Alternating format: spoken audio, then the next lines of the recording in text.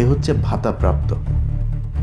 এই ভাতাপ্রাপ্ত এই জুলাই যোদ্ধা এটা কিন্তু আওয়ামী লীগের মাল, কিন্তু এটার ব্যাপারে সাবধানে থাকতে হবে।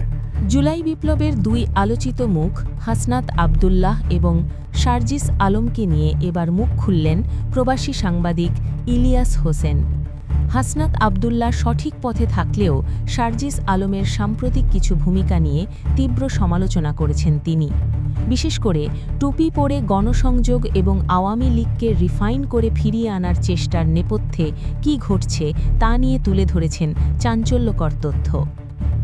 ইলিয়াস হোসেন তার বক্তব্যে দাবি করেন, হাসনাত আবদুল্লাহকে যখন ডেকে নিয়ে আওয়ামী লীগকে নতুন করে রাজনীতিতে সুযোগ দেওয়ার প্রস্তাব দেওয়া হয়েছিল, তিনি তা সরাসরি প্রত্যাখ্যান করেন। এমনকি ফেসবুক পোস্টের মাধ্যমে তিনি তার অনড় অবস্থানের কথা জানান। ইলিয়াস হোসেনের মতে, হাসনাতের পোস্টের ঠিক 1 ঘণ্টা পরই শারজিস আলম হাসনাতের দাবিকে মিথ্যা বলে প্রচার শুরু করেন। ইলিয়াস প্রশ্ন তুলেছেন, হাসনাত কি ভুল বলছেন আর অন্যজনই কি শুধু সত্য বলছেন? শারজিস আলমের গণসংযোগে টুপি পরা নিয়ে ইলিয়াস হোসেন কঠোর ভাষায় বলেন, ওরে টুপি পরা কে শিখাইছে আমি জানি না। তিনি এটিকে পুরনো আমলের চোর বাটপারদের নির্বাচনের আগের ভণ্ডামির সাথে তুলনা করেছেন এবং তিনি শারজিস আলমকে আওয়ামী লীগের মাল হিসেবে অভিহিত করেছেন।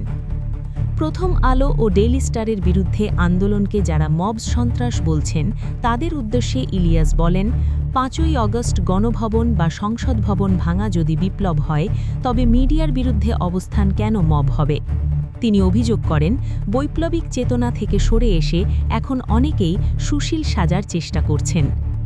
ইলিয়াস হোসেনের এই বক্তব্য ছাত্র আন্দোলনের সংহতি এবং বর্তমান অন্তর্বর্তীকালীন পরিস্থিতির ওপর নতুন করে বিতর্কের জন্ম দিয়েছে।